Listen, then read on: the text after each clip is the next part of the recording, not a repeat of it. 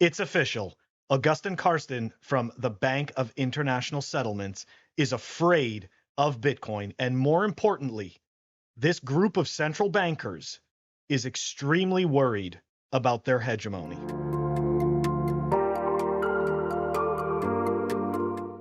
Welcome back, everyone. All right, let's dive into this. BIS head claims Fiat won the battle with crypto. Bitcoin community disagrees. Of course we disagree. Now, there is no real battle with quote unquote crypto. Actors such as Augustin Karsten, they need to make sure that the average person is thoroughly confused and they believe that Bitcoin and crypto are the same thing, right? This has been the running theme from all of these fiat maximalists. You know, they want to make sure that you are thoroughly confused and that you group Bitcoin with everything else in crypto that has fallen apart. The Bank of International Settlements has long taken a cautious approach to Bitcoin and shitcoins. However, there is no need for caution anymore. The battle has been won between fiat and crypto, according to BIS. That's projection, by the way. Like they just think that by saying it, it makes it true. Anyways, you gotta love the delusion and stupidity. All right, here we go. Augustin Karstens, who made the claim, highlighted that technology doesn't make for trusted money. Well, guess what? We don't think so either. We don't think that technology makes for trusted money either. But what we do think helps is rules without rulers, scarcity models that can't be changed, and the fact that governments cannot censor transactions. That indeed does make a money and minimizes trust. Anyways, keep projecting, Karsten. The BIS has emphasized the need for regulation and risk management in the crypto space, but claiming the crypto versus fiat battle has been won sparked outrage, satire, and corrections among the Bitcoin and shitcoin community. Ray Youssef, CEO of Paxful and vocal Bitcoin maximalist, told Cointelegraph that it's easy to get sucked into these battles, but it is all a distraction with no return on investment, or ROI. That is indeed correct. We must focus on the battles in the global south and fight for every inch and every eyeball. What is happening in Nigeria now is vital for us all. And I have to agree with this, and this is something that I've said probably since I got into Bitcoin and became a quote unquote Bitcoin maximalist. The only way we win this is with hearts and minds. That's how we win this. Lady Anarchy, a Bitcoin advocate who recently closed a Bitcoin security education company, explained that fiat and crypto are essentially the same exact scam.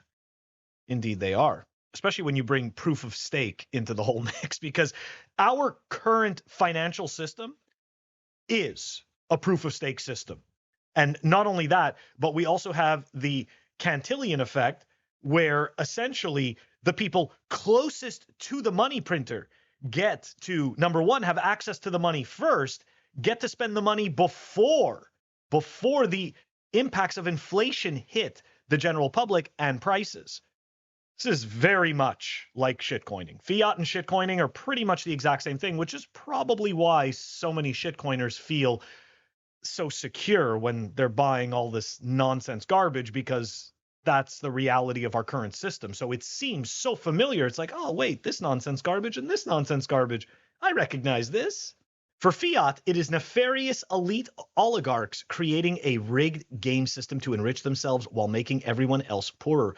Bitcoin is a technology designed with incentives and sound economic principles that enriches anyone who brings value to the world. Bitcoin losing the war for money, as Karstens explains, is another reference to the fact that Bitcoin has been declared dead, and dead again. Let's hold that thought for a second. Bitcoin died 45 times in 2021. Okay, 45 times in 2021. It was declared dead. And now in total, 438 Bitcoin obituaries have been counted since 2010. And the year 2017 still remains to account for the most deaths. This is nuts.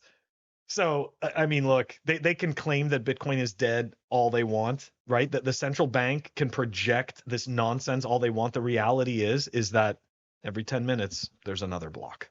Nonetheless, Bitcoin is up over 40% from its 2022 lows, and Lightning Network adoption flourishes while the community appears increasingly vocal. And I mean, look, in terms of public channels, we are looking at over 5,300 BTC on public channels. We don't even know what's in the private channels. So to suggest that the Lightning Network doesn't work or doesn't help Bitcoin scale, this is complete shitcoiner nonsense. It's par for the course because they don't take the time to understand Bitcoin. And again, neither does the majority of the mainstream media. They don't take the time to actually understand Bitcoin. All right, so we got this interesting tweet here out of what Bitcoin did. This is an interesting one. All right, BIS analysis, August 15th to December 2022. Majority in nearly all economies made losses on their Bitcoin holdings. Okay, that's according to the BIS. Now, this is interesting. From the fact side, majority of global fiat lost value to USD since 2015. USD has lost over 26% of its own value due to inflation. Bitcoin has gone up nearly 8,000%. Great counterpoint. Great counterpoint. So again, guys, we cannot expect these people to be genuine. We cannot expect the Bank of International Settlements to be objective. That is not their incentive. Their incentive is to maintain power, maintain control, and enforce it. The BIS has been a vocal critic of cryptocurrency, citing concerns about their volatility, scalability, and energy consumption, of course. However, the BIS has researched stablecoins. Of course they have, right?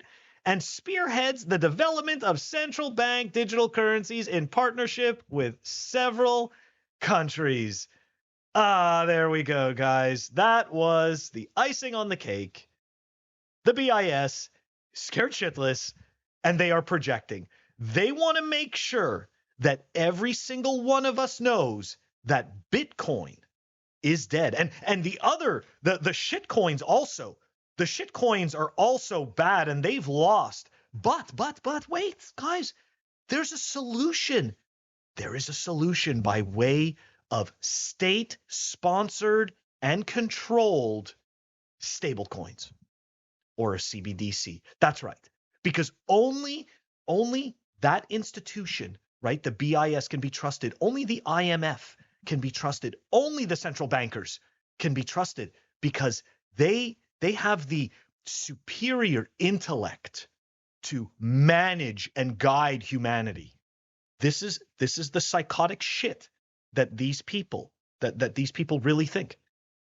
These people genuinely think that they are excellent architects of humanity, and the best way to do it is through their banking system, the banking system that steals from every single one of us every second of the day by the very virtue of us participating in it.